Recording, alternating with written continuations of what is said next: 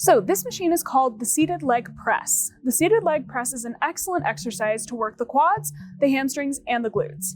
For this exercise, we are going to need to adjust a couple of things to get us ready. The first one will be the seat. Then we'll move to the weight stack after that. For the seat, I always want to be seated on the machine before I adjust it. That way I can use the power of my legs to get it into the proper position.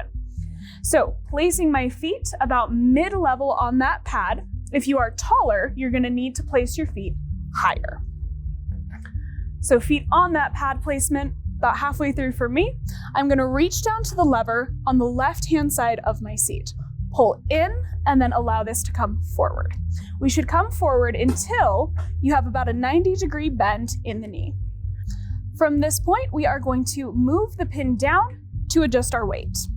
We're going to hold on to those handles next to the seat here, press my back fully against the seat rest, and then I am going to push and extend my legs.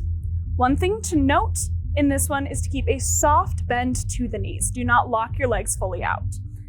Allow the machine to come back down, back and forth through your full range of motion.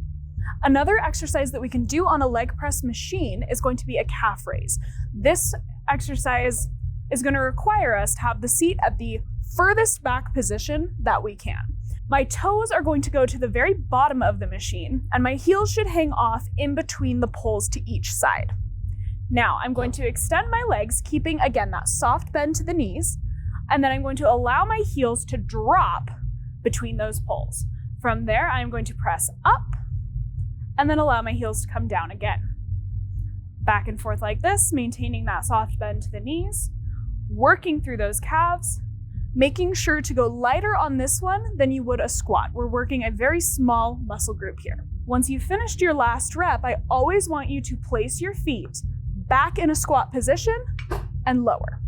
Some common mistakes that we see in the leg press is having the feet too far down the pad.